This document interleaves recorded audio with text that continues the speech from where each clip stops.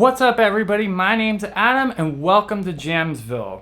Today I'm going to be talking about the 7 best habits that you could have as a guitar player. So number 7 is going to be practicing consistently. Now a lot of people practice a lot and they might spend a lot of time all in one day practicing, but then they go like a whole entire week without practicing. And I always say it's way better for you to practice like even 5 minutes a day or 10 minutes a day if it's every day versus practicing like 8 hours on one day once a week.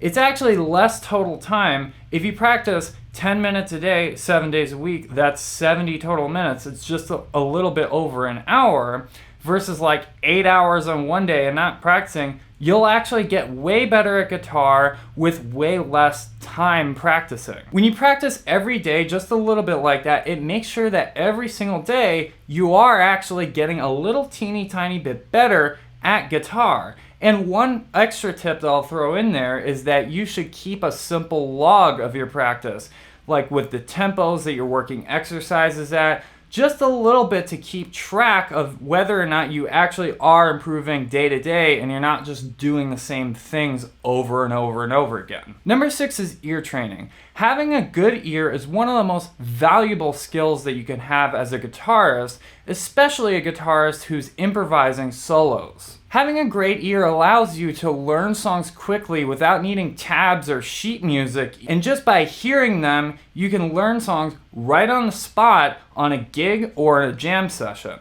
Plus, if you're playing solos, it allows you to hear the stuff that you're gonna play before you play it, so you know exactly what everything you're gonna play is gonna sound like. I don't even need to state why that's gonna be something that's really good for your playing. So if you never practiced ear training before, it might seem completely impossible, like something you need to be born with. You need to be born with perfect pitch in order to have good ears. It's completely not true. It's not impossible. It's very difficult at first, but once you start getting the hang of it, you'll see it is actually very doable and something that you can improve upon fairly quickly. If you want to get started learning how to train your ears, check out some of Rick Beato's videos. I'll link some down in the description. And also there's some software that is really good. I use this software called Aurelia when I first started learning to develop my ears. That really helped me a lot. If you'd like me to make a video on ear training, let me know down in the comments below.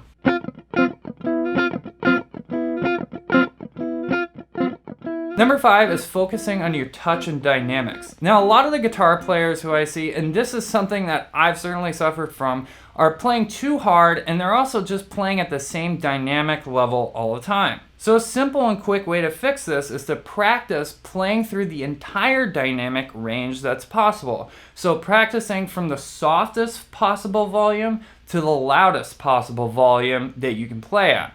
Sort of like this.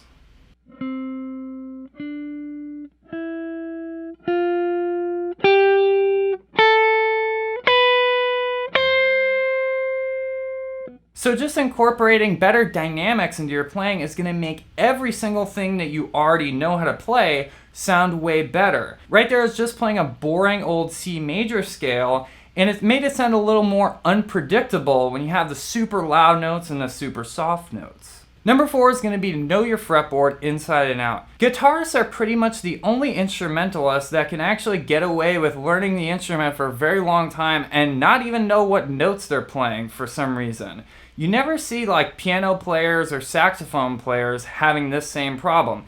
Every single piano player, every single saxophone player, every single trumpet player, like they all know the notes on their instrument very well. If you don't really understand the fretboard well, it's going to be nearly impossible for you to progress to a super high level of playing, especially when it comes to improvising solos. It's just way too limiting to not know the fretboard. So if you're a guitarist who doesn't know the fretboard very well and you want to learn how to master the fretboard, you can check out my brand new Jamsville GPS Fretboard Fundamentals course in the description down below. It's going to provide you with a simple, step-by-step, easy-to-follow plan that's going to make all of those problems of not knowing the fretboard, not knowing what you're playing, things of the distant past. Number 3 is recording yourself.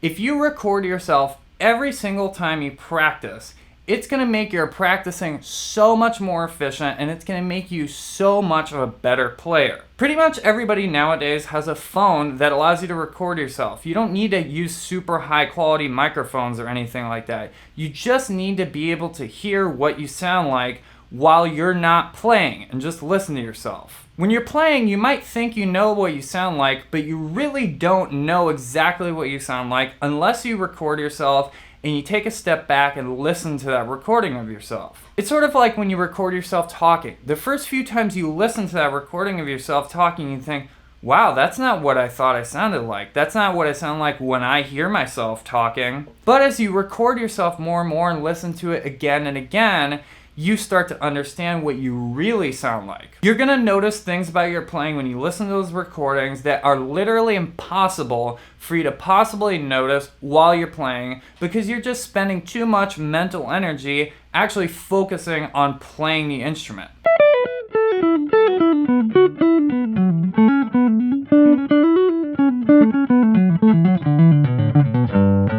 Number 2 is going to be playing with other musicians as much as possible. When you play with other musicians, this is your time to put together all the stuff that you've been practicing and learning into a complete package and just have fun playing music, which is the whole point of playing music. So when you play with other people, you don't want to have that same mindset that you have when you're practicing. Because this is something that definitely used to happen to me a lot when I play with other people, is you think about all the stuff you've been practicing and think about trying to use the licks that you've been working on and all this stuff.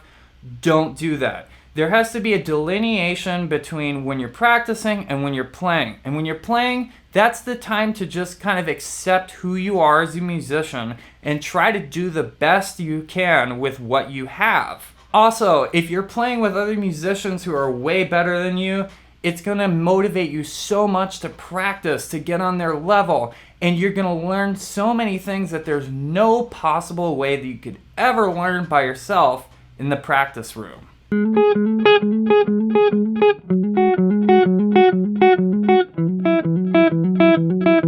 Number 1 is gonna be developing your sense of time and rhythm. Now, one of the things that I think is neglected so much by pretty much every non-drummer is rhythm. We're always trying to learn how to play the right notes and not play the wrong notes.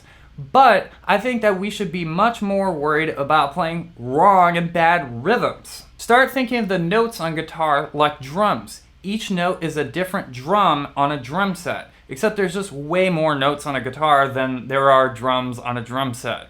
Unless you're like Neil Peart. All of the pieces in the kit sound good. There's no wrong drum that you can hit. What sounds bad is when a drummer is playing with bad time or plays a bad rhythm or a wrong rhythm. Instead of trying to play right notes, start thinking rhythm first and start trying to play right rhythms. That way, all the notes that you play will sound great. Did you agree with this list? Do you think the order should have been different? Do you think I should have taken something out and replaced it with something else? Do you think that there should be another thing on the list? Let me know in the comments down below. And if you're looking for a way to develop your sense of time better, you can check out this video on different ways to use the metronome. If you enjoyed this video, make sure you hit that like button. And if you want to see more lessons, make sure you subscribe to the Jamsville channel and hit the bell notifications. Really important you hit that bell. Until next time, listen, learn, and jam.